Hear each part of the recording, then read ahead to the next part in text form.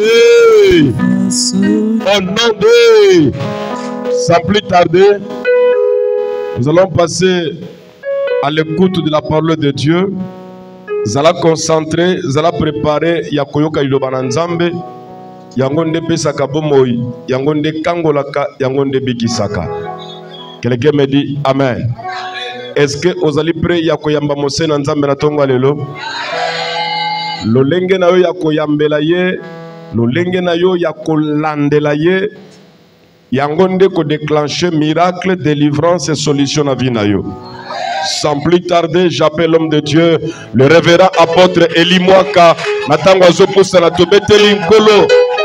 Maboko makasi pona Yesu.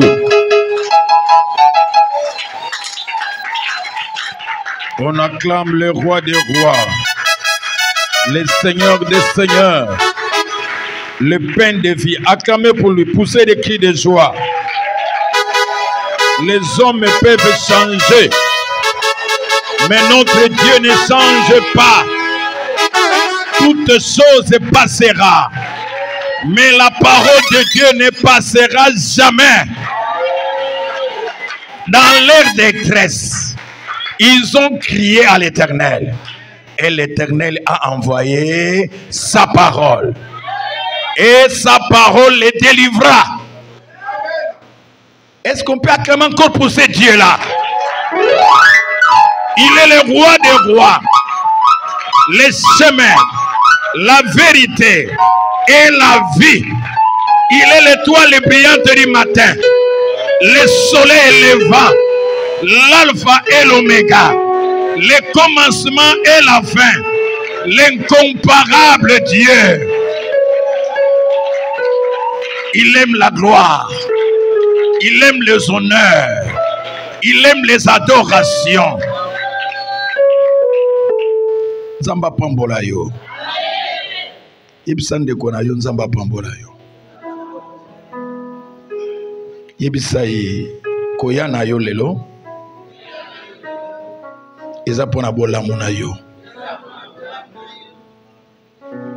Amen. Merci na présence na yo. Est-ce que y a na mutu? Y a na famille? Nana y na famille na ye? Nani y na mutu na ye?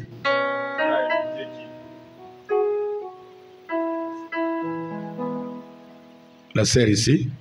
Ok. Qui encore?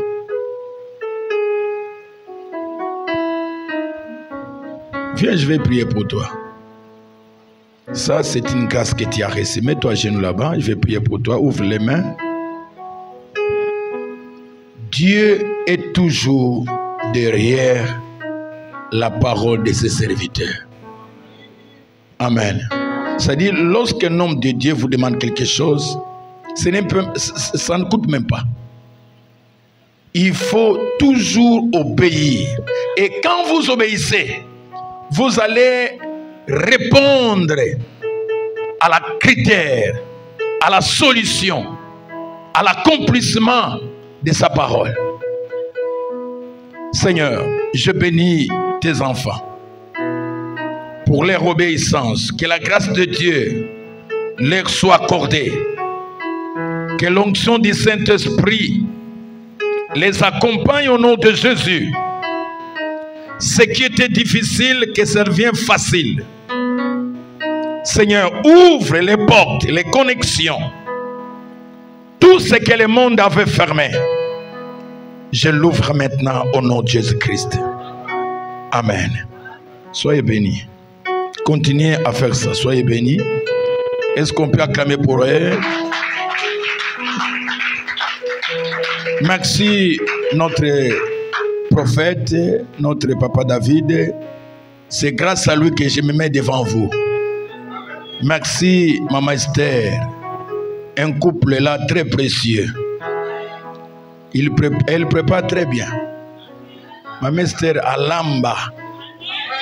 Batigayo. Est-ce qu'on peut acclamer pour elle? Yango soyebo lamba teleka. Oso enseignement ya kolamba. Ezaka enseignement ya mate ya te. Enseignement pe ya kolamba. mingi mabale pe ko kufa wa ibolamba te. Yo kaka bouillon, bouillon kaka, bouillon na bouillon. Ndima amen. Elle est là pour vous enseigner comment cuisiner. Ok, merci beaucoup. Seigneur, merci pour la grâce que tu nous as donnée ce matin. Nous dédions cette parole entre tes saintes mains. Je sais que c'est toi qui me place devant ce peuple pour que je puisse transmettre ce que tu as mis en moi. Au nom de Jésus-Christ, amen. Nous continuons notre thème. Est-ce que vous connaissez le thème? C'est quoi encore? C'est quoi encore, Yaya? Non, non, non, non.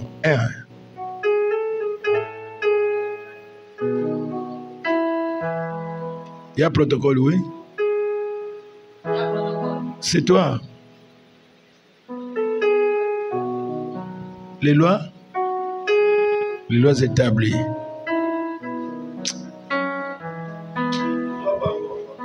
Oui, oui, oui. Hein? Non, non, non, non, non. Ne parlez pas en masse. On peut acclamer pour les faire là. Bien aimé, lorsque vous venez à l'église, soyez attentifs. Tout ce que l'homme de Dieu est en train de prononcer, acceptez, soyez aptes pour l'accepter et gardez ça dans votre mémoire. Si vous gardez les numéros de téléphone, il y a beaucoup de numéros de téléphone dans les têtes, mais vous ne parvenez même pas à garder la parole de Dieu, la parole qui guérit, la parole qui sauve, la parole qui libère. Est-ce qu'on peut acclamer pour la parole de Dieu? La destruction des lois de famille. C'est-à-dire, dans nos familles, il y a des lois. J'avais donné l'introduction hier. Qu'il y a des lois dans nos familles. Mais nous, en tant que des ressortissants des familles, notre devoir, c'est de détruire ces lois-là. Lorsque j'ai parlé de la destruction, j'ai dit qu'il faut supprimer. Il faut effacer. En sorte qu'on ne puisse plus reconnaître cela dans vos familles. Mais c'est toi qui as le pouvoir. Dis, je vais effacer. Je vais supprimer. Je vais annuler toutes les lois de la famille. Du côté de papa. Du côté de la maman. Que ça soit détruit. Que ça soit supprimé. Au nom de... Nous lisons la parole de Dieu. Nombre chapitre 27.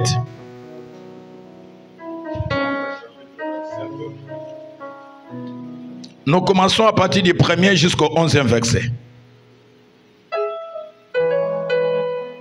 Nombre chapitre 27, premier verset à 11e verset, je lis au nom du Seigneur Jésus-Christ. Le fils de Tcholphad, fils de Fer, fils de Galad, fils de Makir, fils de Manassé, de famille de Manassé, fils de Joseph, et dont le nom était Machla, Noah, Ogla, Milka et Tirta, s'approchèrent et se présentèrent devant Moïse, devant le sacrificateur Éliazer et devant le prince de toute l'assemblée. À l'entrée de la tente d'assignation, elles dirent: notre père est mort dans le désert. Il n'était pas au milieu de l'assemblée de ceux qui se révoltèrent contre l'Éternel de l'assemblée de Corée. Mais il est mort pour son péché. Et il n'a point de fils. Pourquoi le nom de notre père serait retranché du milieu de sa famille? Parce qu'il n'a point eu de fils. Donnez-nous une possession parmi les frères de notre père. Moïse porta la cause devant l'Éternel, et l'Éternel dit à Moïse: le fils de Tcholphad a raison. tu leur donneras en héritage une possession parmi le frère de leur père. Et c'est à elle que tu feras passer l'héritage de leur père.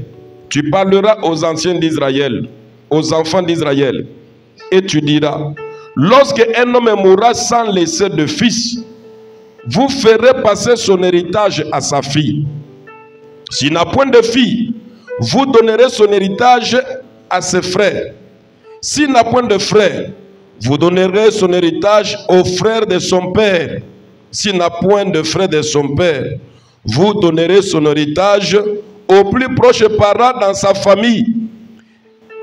Et celui qui les possédera, ce sera pour les enfants d'Israël une loi et un droit comme l'Éternel l'a ordonné à Moïse. Parole de l'Éternel. Nous acclamons pour la parole de Dieu. Asseyez-vous. J'avais dit que la loi, c'est une prescription de l'autorité souveraine qui règle, ordonne, permet ou défend. C'est-à-dire la loi, son objectif, c'est de défendre, ordonner, de permettre à une personne de faire ceci ou de ne pas le faire. La loi, c'est l'ensemble des règles qui conduit un peuple ou une nation. Même dans les pays que nous sommes ici, il y a des lois. Notre loi, chez nous ici, s'appelle la Constitution. C'est la Constitution qui est en train de conduire, de diriger le pays. C'est-à-dire même le président doit obéir à la Constitution. Même les ministres, les députés, ils doivent obéir à la Constitution. Puisque la Constitution, c'est souverain.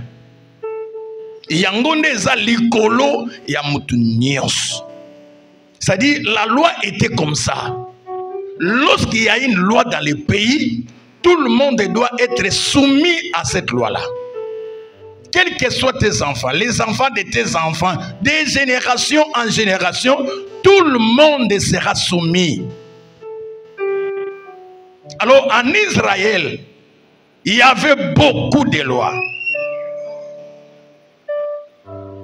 La loi, c'est les règles de conduite. C'est-à-dire, Dieu Tout-Puissant a donné à Moïse des règles de conduite. Comment le peuple doit se conduire dans le désert, là où ils seront. Moïse avait reçu des lois à Dieu. Dans ces lois-là, il y a beaucoup de choses. Alors, ezala ki lokola lumière. Il y a ba vina bango, ndengeni ba otambola. Mais loko ezotambu sabango, ce n'était pas. Moïse était comme un représentant. C'est comme nous qui sommes ici, nous sommes des représentants, mais ce qui nous dirige, c'est la parole de Dieu. Nous tous, nous sommes soumis à la parole. Tout ce que je peux dire, ça se trouve dans la parole. Lorsque je dis quelque chose qui ne se trouve pas dans la parole, vous ne devez pas obéir. Amen. Alors Moïse était le représentant. C'est lui qui avait reçu les lois auprès de l'Éternel. Il a donné au peuple d'Israël. Mais parmi ces lois-là, nous avons vu une loi. Là où on avait prescrit que les femmes, les filles, n'ont pas les droits d'héritier. C'est-à-dire, vous ne pouvez pas hériter le bien des familles. Banabasi atandenge nini bakoki kozwa héritage te wana loi e banda nakala tant kaka nzamba pesi yango na Moïse babandi ko mettre en pratique e yebani na batu nyonso ke bana basi bazwaka héritage baza na droit te tata okobota mibali mutu akoza na droit ya héritage mwana liboso mobali Mais eko arrivé tata oyo babengi na kombo a Tselofshad aboti 5 filles. Et tant aboti les 5 filles, c'est arrivé qu'à la sortie, lorsqu'ils avaient sorti de l'Égypte, en cours de route dans le désert, papa était mort. Mais il a laissé les 5 filles. Or, après la mort du papa, ce sont les enfants qui sont des héritiers. Mais la loi interdit aux filles de posséder cela. Alors les fils se demandaient, mais qu'est-ce que nous allons faire? Notre papa est mort. Il n'est plus là. Alors comment le nom de notre père peut-il être retranché de ce monde? Nous allons réclamer les droits de notre héritage. L'héritage du papa doit nous soit donné. L'héritage de la famille, c'est à nous de les recevoir. Mais la loi interdit. Mobeko eboyi. Babi moi si à cause de héritage,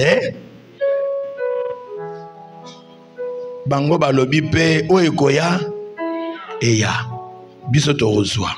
Loi et lobby. Loi et lobby. Bozwa te bango balobi. Loi et lobby. Bango balobi. Nzoka loi ezapona mutu nyonso ebande pa na bangote, mais avant bango babotama loi ezalaki baye kokuta ngo kokuta ya wana lobaki na bamboka musoba biosoki mutu okuti batu baotambola ndeni lokolo moko yopesa nini baye kokuta ke loi bana base bazwaka héritage te bango moye balanda babi biso to kolanda makambo wana te makambo okuti na famille kolanda ngo te nzambe na makambo okuti na libota kolanda ngo te makambo okuti na quartier kolanda ngo te makambo okuti na lopango na biro kolanda ngo te po eza na mabango musu ba loi eza na ba quartier musu ba loi eza tango koti na quartier wana mobeko wa quartier sa nini ekangi yo quartier nyonso vandi mobeko nango kolanda ngo te soki bango bazwa kate yo lokolo koti kuna mema onzo ya kozwa soki bango bafongwa makate lokolo yo koti fongwama aoya ndimi amen makambo esalema yo za n'importe qui te makambo ya pamba pamba ezwaka yo te oza affecté na n'importe quoi te o ezwa bango ekozwanga te o ekwisa bango ekwisa te o eboma bango ebomanga te o esimba bango esimbanga te. Tout le monde le je ne suis pas n'importe qui. Très fort.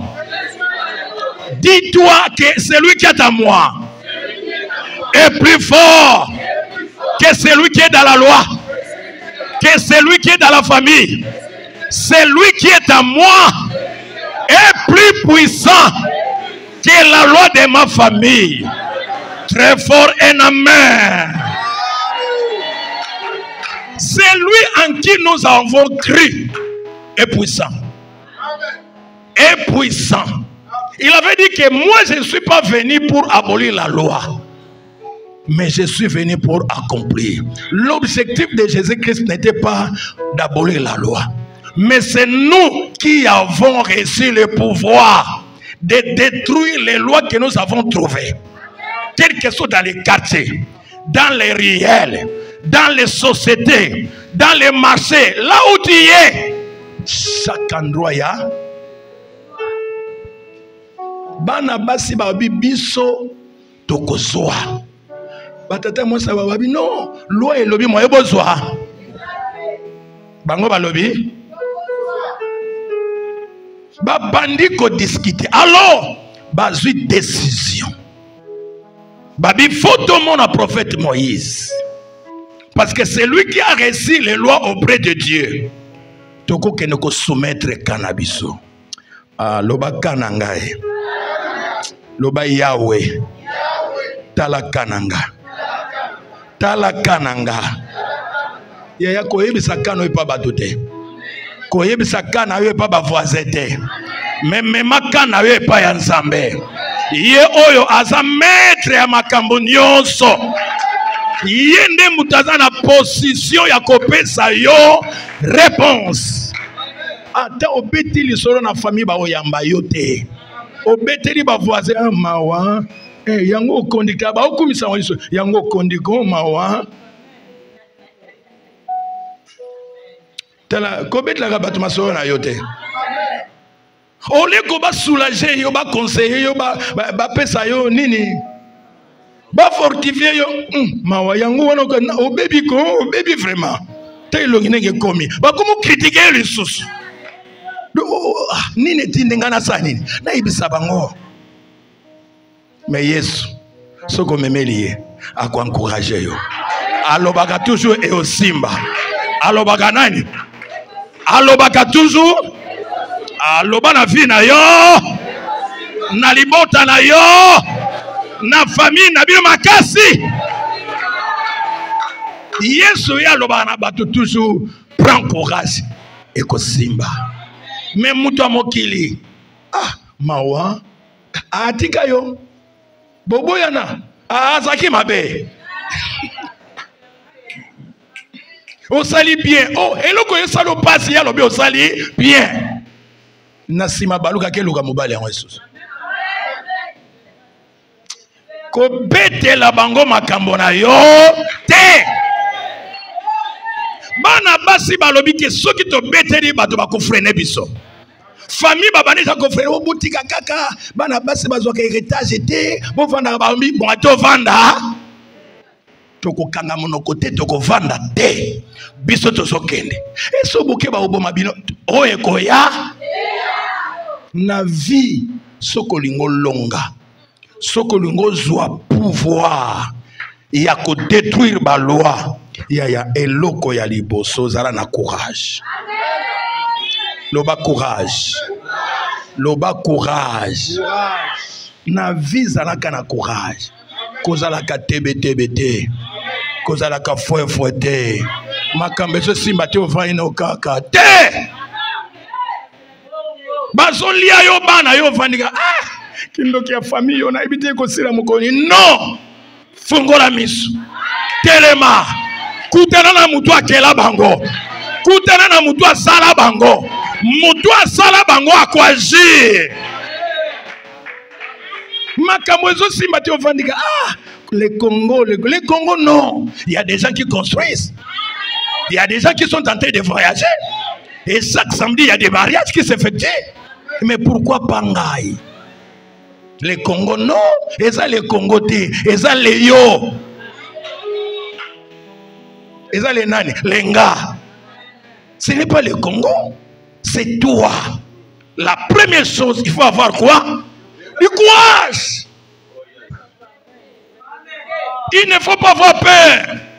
Qui ne risque rien, n'a rien dans la vie, il faut risquer. Si tu ne risques pas, tu n'auras rien. Les filles ont risqué leur vie. Babi soki to kokufa.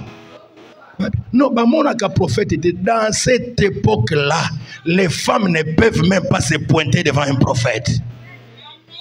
C'est pour ça que tu avais lu dans la Bible, Jésus a nourri 5000 hommes, sans compter les femmes. C'est-à-dire les femmes n'étaient pas comptées, mais aujourd'hui les femmes sont comptées. Ils n'étaient pas à la page, mais aujourd'hui tu es à la page. Ils n'étaient pas considérés, mais aujourd'hui les femmes sont considérées. Même dans notre église, les plus nombreux, ce sont qui? Basinza mamon abino. Boumela. Bokene mosika. Mibali baza teti. Mibali. Mobala za teti soko moni mobala ye. Fondi maye. Bino nandimi bino. Mibali baza nandimi bino. Boza ya Nzambe. Ah, mobali nyo sa tele malo banaza ya nzambe. Ah, bolobi yango moke loba maka ya papa o telemité. Mobali nyo sa tele malo banaza ya nzambe. Mais bino boza ya nzambe. Ya mobali akota na église. Moi ça kosa la 5 ans mais mobali akota kate. Ba sambela ka pona ye. Ba bo oh na lelo na loti mabe yonde okobi pasteur na ye. Soka moni makambo zo se matende abano yebisa nani mwasi il faut sambela makasi mongo yo sambela malembe ah bino boza ya nzambe na binzamba mona bino na lobi bo mata bo kende bo sika bo évoluer bo traverser ba frontière ba mama soki to telemi to lobi amen to affecter bango aneo eza ya yo aneo balinga te kokota aneo balinga te kosimba yango tombola loboko banga osimba yanga yebisa nde kozala na courage yebisa ya lemba te aloba lisusu betela nkolo maboko. Alors les filles bazui courage babito komona ye tokokutana na ye malgré obato bakoloba nous allons voir, nous allons consulter les prophètes. Abino bana basi bamona ka prophète te biso tozokende ya na vie il faut zwa décision ya mibale nini décision tala kobonga na esa nini kozwa na yo même kobala na yo esa nini na vie zala muto ba décision tango boyo na kana mobalo zaka nini mais pourquoi kozwa décision kobonga te hein soit peu décision ko changer vie soit peu décision ko changer bon moyen na yo vie chrétienne na yo soit décision ko changer yango et loko na sala ngo soute nzelo na kota soute eza nini na vie il faut zala muto ba décision ko yoka batote yoka nzambe ko yoka batolia batote yoka tolia nane ya nzambe bana basi bazui décision babi tozokende tokende bazai combien 5 ya liboso Makla Noah Ogla Tirta Milka bazaki 5 tous les 5 bazui décision ya ko affronter Moïse bakepa Moïse na problème ya problème na yo tala Moïse ye ata eza munene eleke na munene yo mema yango na kama mutu azokufa na problème na ye avande na ye kaka o nzamba yebi kufa nsoni o likambo pona lobango na papa eza soni te biso magama soni ezalaka te nyonso toyebi tozalaka na mokili oyo elo moto bosani balobi tokomema kana biso nous allons apporter la chose devant les prophètes et ils sont décidés, ils sont arrivés devant les prophètes. Abbé prophète, nous, notre père Télofsad est mort, mais il n'était pas rebelle à la loi de Dieu. Il n'était pas un voyou. Il est mort pour ton propre péché. Mais pourquoi vous allez nous interdire l'héritage?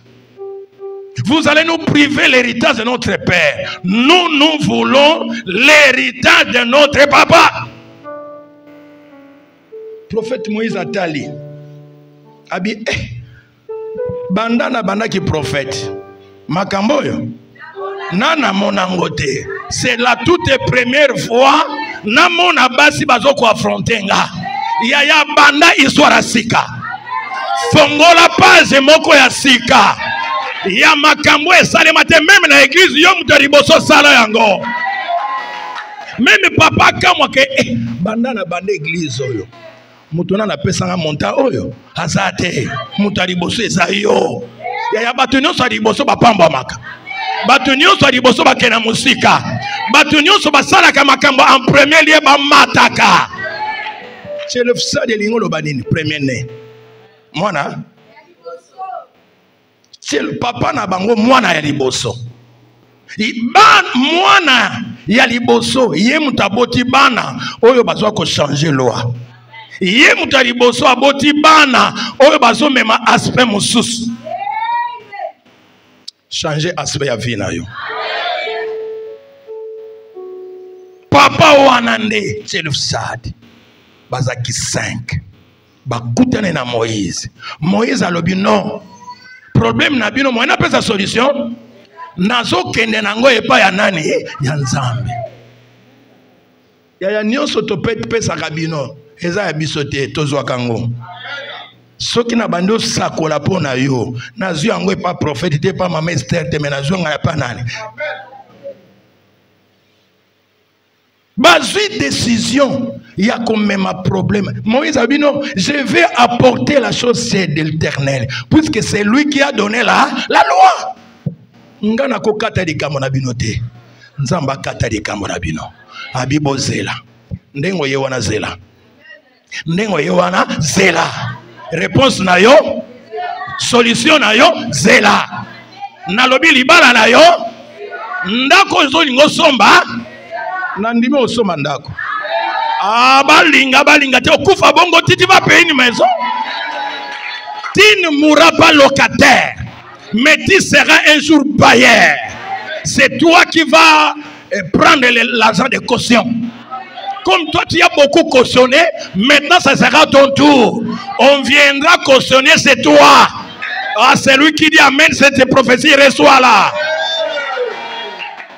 C'est la première fois que Moïse a vu des femmes devant lui. Mais il dit non, attendez-moi. C'est pour cela que quand tu viens à l'église, ne sois pas pressé. Il faut attendre.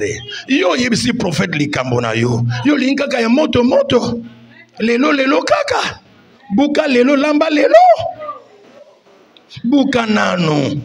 Elala lobo sanini. Bato bazaka pressé. Banganga bakosaka. Ba fétiche baza ba escroc. Kokota kanda kwa nganga te ba okosa yo. Akoloba na yo makamba solo. Azoloba makambo ya solo. Mais au fond, eza escroquerie. Azopesa bato mbongo yemo azana mbongo te. Bo soki opesa bato mbongo yo moko zwaka mbongo ngo ezala yo. Otika makambo ozo sala. Oui. Oh, azopesa bato kisi ya mbongo. Ya. Siko, oh, avant na peso kisi ya mbongo, pesa nini? Mbongo. Ya. Zono ka mbongo wana lengo pesa bato nyonso. E koma ya nani? Ya yo moko epu vandi. Bande ko yepe babongi te. Baleki ne pe babonga te. Mais azana posa bongesa bato mosusu. Ah, bongisa na famille na yo. Moïse akena ngomba amati abi Yahweh. J'ai rencontré des bilombe. Bana basi bilombe baye ko kutananga. Baye ko sala réclamation ya héritage na bango. Balobi papa na bango akufa. Atika biloko, atika bozui, atika bomengo. Mais bango balobi bakoki ko retrancher kombo ya papa na bango na livre te. Siko Yahweh baye kokutana nanga nazangi atali loba parce que mibeko mtachake nani yo mutoloba yake mwasi azwa héritage yo kanzambe avant dia bana basi wana bazana raison bazana nini azoka te bazana nini balobi nzamba chanzaka te nzamba chanzaka na ba situation mususu asanzaka te parce que aza nzambe ne makambo mosusu asanzaka ata ye mutalobi kozo kufa soko réclamer okufa te.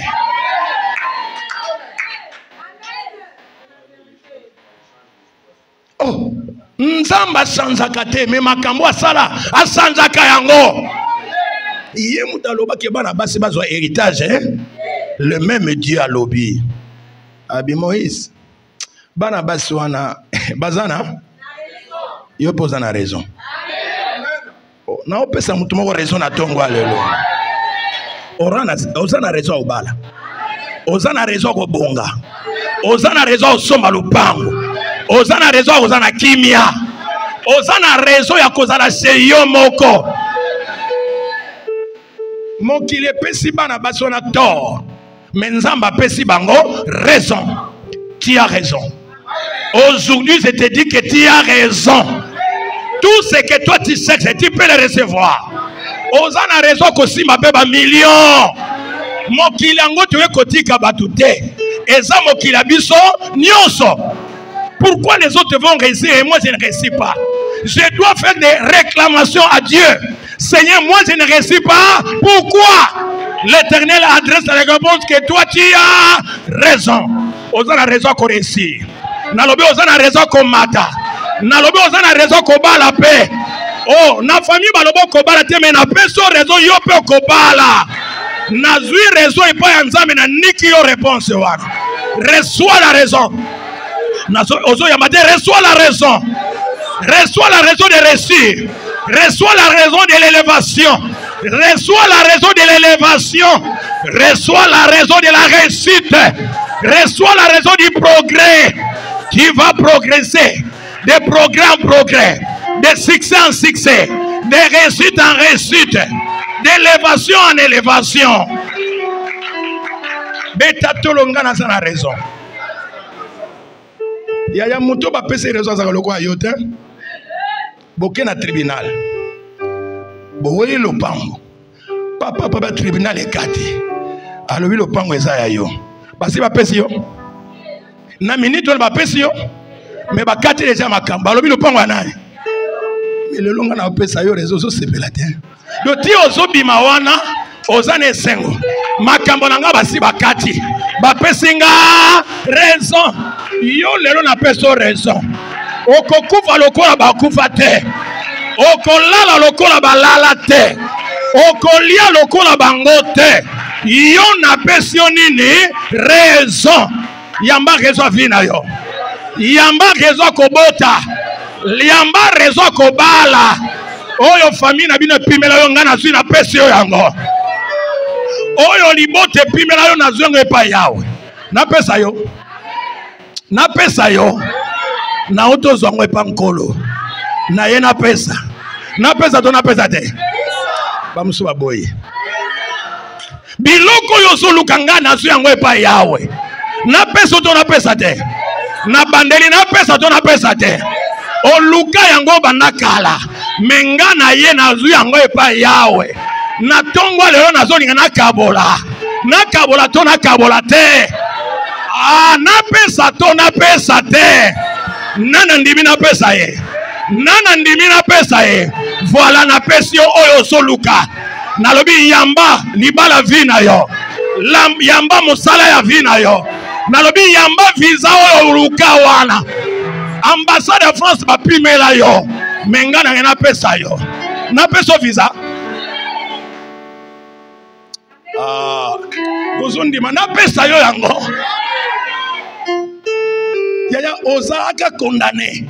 Mais le lonkolo asikoli yo. Kaka ndengo so yo kamaloba oyo. Maloba oyo libere yo. Nazo pesa yo raison ya kobonga. Ata bakoko babonga te. Mais le longa na ye nango. Na pesa. Batebele ba undi frère andi mate na pesa. Ya solo. Nana ina pesa e. Nazo peso visa. Na betelo caché. Pour ezaka nango cassé. Et likama grave te. Voilà passeport.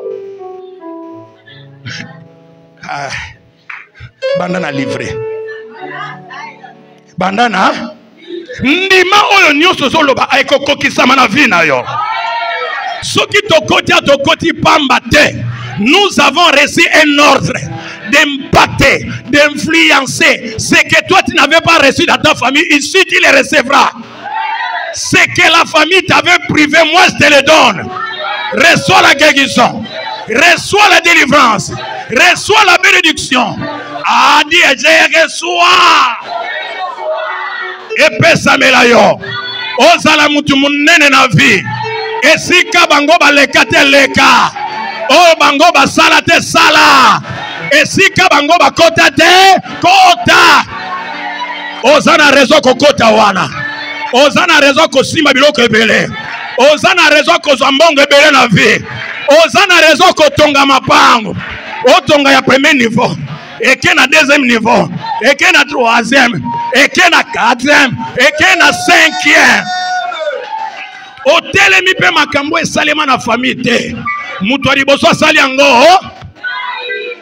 Na peso rezo tonga. Na pekiso bandako ase. Mikolo batonga bandako ni. Na peso raison. Ya kotala soko banotala ozana ngo tonga te. Olwa eboya. Babibi no boku faka ba locataire. Même pose andako ko foot la tela passe. Ya ko footela ya osomba te. Nzamba peso ba facilité ona nozwa te. Ya liboso nzamba peso nini? Raison. Okobonga. Soki famille na bino bakoka ko bongisa yo te awa to bongisa yo nako. Ba pimela bino loi eza na libota. Ke moye batu babala yango zomona ndenge bobotama ata mutu abala te. Eza na nini? Eza na nini? Il y a quelqu'un qui contrôle la loi. Il est là en tant que gardien de la loi. Mais les gardiens de la loi aujourd'hui nous allons l'attaquer. Les gardiens de la loi doivent mourir. Puisqu'il ne me donne même pas la permission. Mais moi je te donne la permission. Je te donne l'autorisation. Ce que tu n'avais pas fait hier, aujourd'hui tu vas le faire au nom de...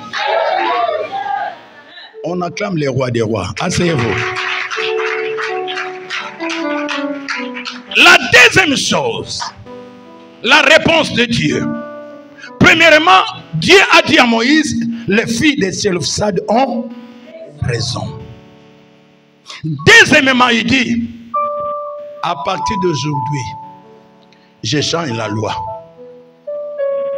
Lorsqu'un homme meurt sans laisser de filles, sans laisser de garçons, mais tu prendras l'héritage, tu donneras à la fille. Mais c'est lui-même Dieu qui avait dit que vous ne donnerez pas l'héritage aux filles. Maintenant, après la réclamation, il y a une vie na yo, faut réclamer. Réclamer ba droit na yo. Yoza être humain. Oza mutunza mbakela. Ba tongi na ville kuna bazana maboko mibale kaka makolo mibale. Bazana mitumi sato. Ka mutu moko lokola yo. Batu batambo ba rouler na ba jeep awa. Yo leki ba na monene ti.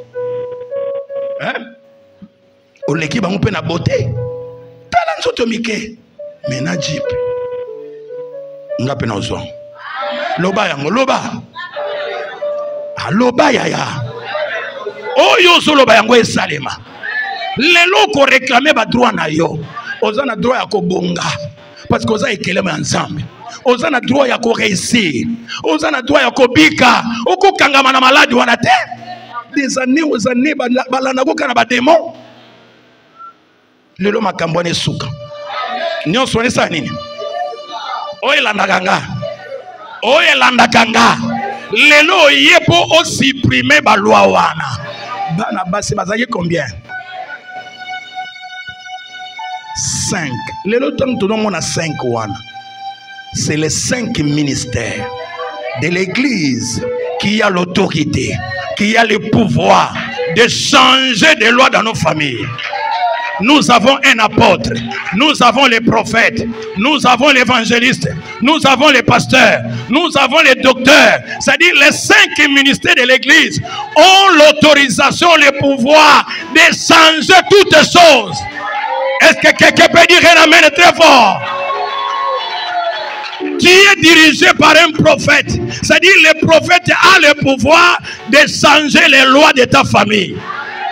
C'est que la famille ont décidé. Si tu viens chez le prophète, il peut dire un mot, les choses changent. C'est-à-dire nous avons le pouvoir. Naleki nganga. Nalobi naleki nganga. Nalobi naleki na marabout.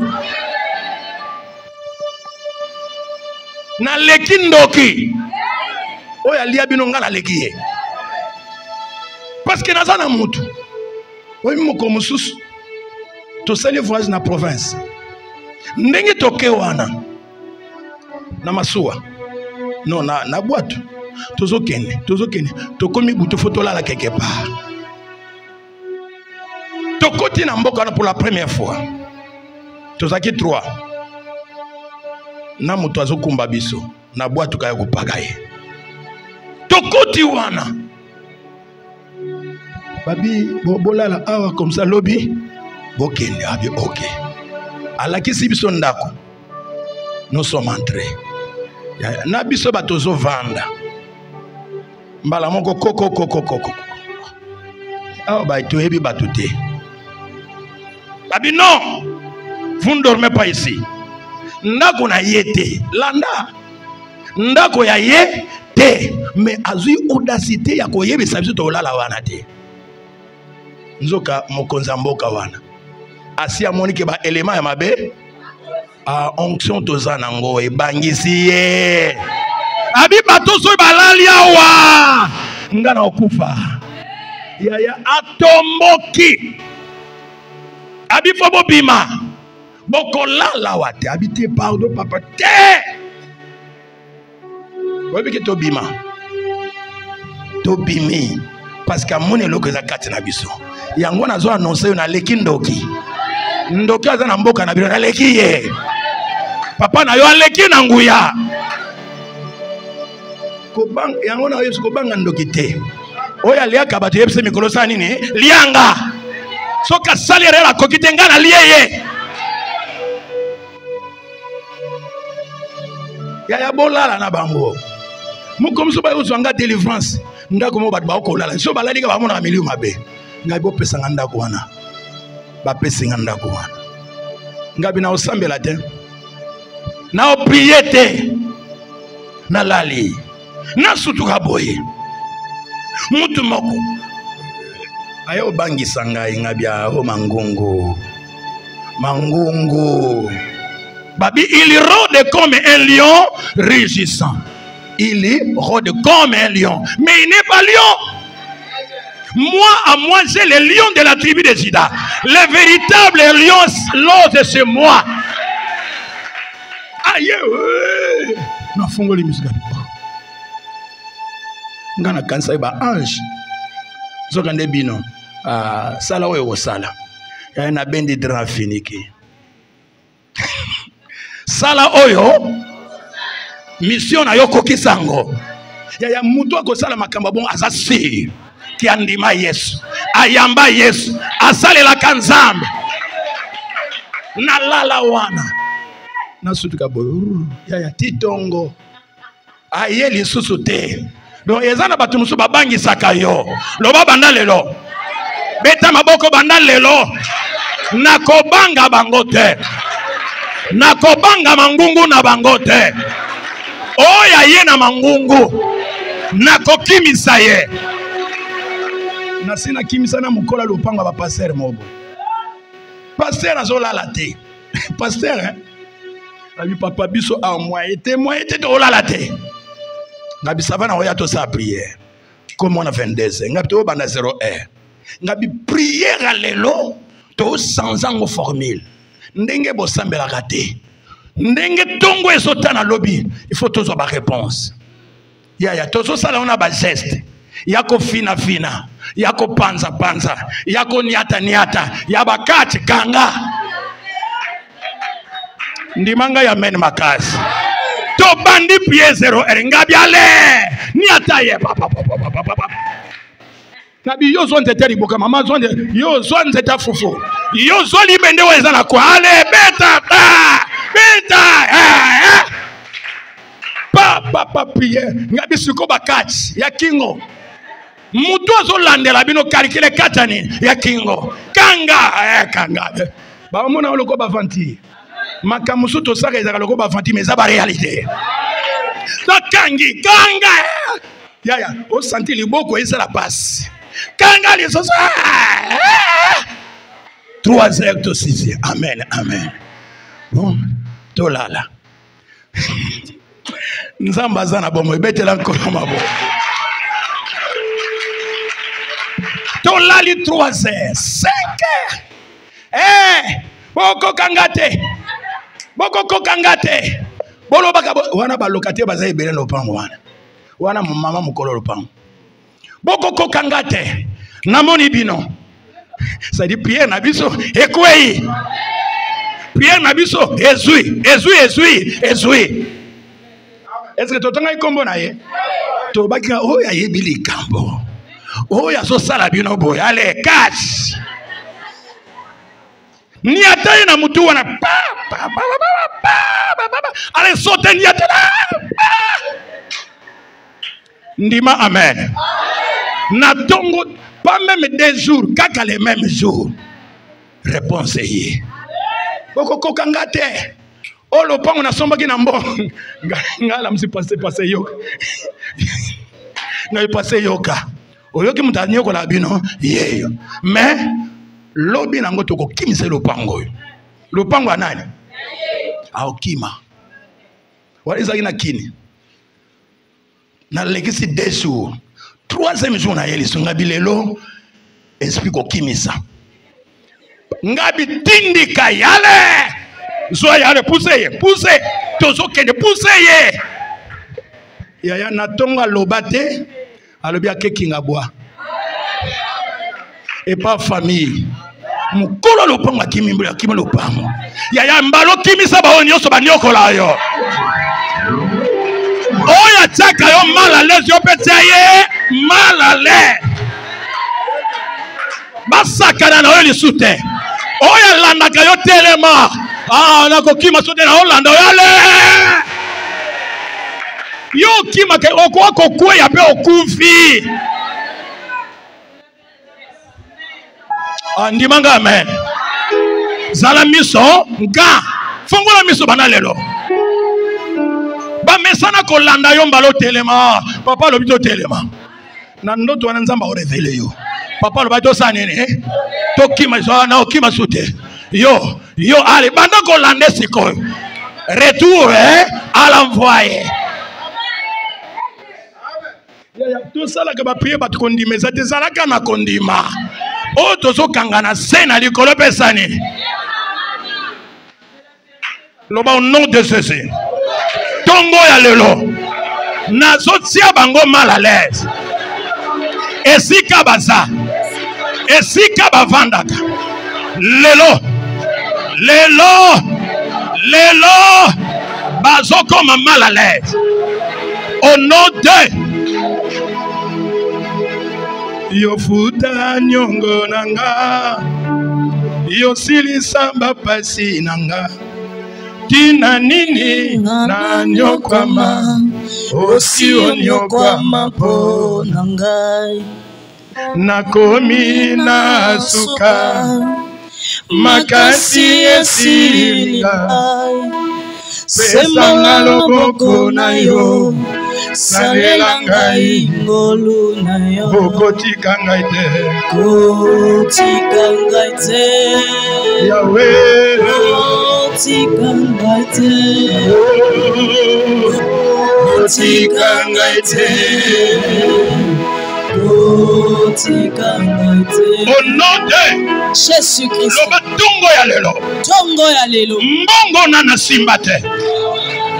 Nga eli mwaka. Nazo simba yango. Monta oba pekisanga na simba te. Lelo nazi décision yako simba yango. Au nom de Yaya oibi ke foza na mbongo. Nazo informé yo oibi ke foza na mbongo. La Bible dit l'or et l'argent appartient. Hein? Toi tu es qui? Toi tu es un fils de Biloko papa ya nani? Biloko papa ya nani? L'or et l'argent appartiennent. Ce n'est plus à Dieu. Parce que c'est toi qui es le fils de Dieu. Yo soko sombi télé. Olingo bibokangi. Oche code. Otikali nani. Biloko atate eza ya yo. Tala mbongo eza ya yo. Nalobi mbongo eza ya yo. Nana ndimike amwa oya uzambongo. Kota lesiko zwa kate. Mezwa yango na kondima. Nzamba si a préparé ngo pona yo mwa oyo. Nana ndimike mwa nzamba kosa les surprises. Oya zondi makenzamba osali surprise aloba amen amakasi. Mwa oyo ndenge musai na nzamba zoleka oyo eza ba surprise zo salem. Na compte na yo, na musala na yo, na bato ba defa yo, na bato ba laka yo. Surprise yango. Memba o ba bwaka yo kala. Na zolo ba surprise, loba maka surprise. Très fort. C'est la papa. Bénéfice que 1000 francs pour ça. Tombola yango. Merci Jésus. Tombola. Yaya ndimba na maloba ya nzambe. Zwa 1000 francs. Tombola. Nzambo oyo abosanaka bato te. Nzambo alakaka pe akokisaka. Yaya yo yaka. Zwa ne fils que 1000 francs pour ça na yaya. Il faut olongwa na eta wana. Longwa na vie wana. Merci. Tombola ya. Yokoza na 500. Pousa na kaka yaya. Sayaka. Zalaka na foi. Ya kwa kachelo. Au nom de Jésus. Très fort, très fort. Au nom de Jésus.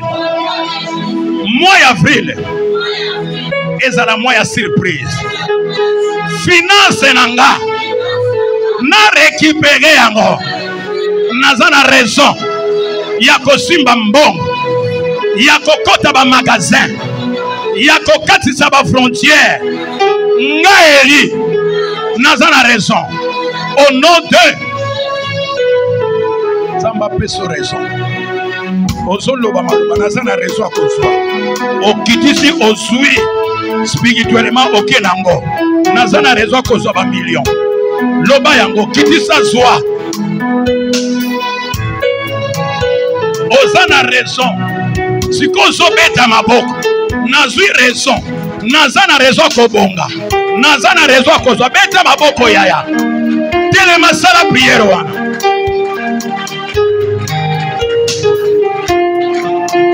Merci Jésus. Merci Jésus. Merci Jésus. Beta maboko nazana raison. Merci Jésus. Au nom de Jésus. Nazana raison. Yako réussi.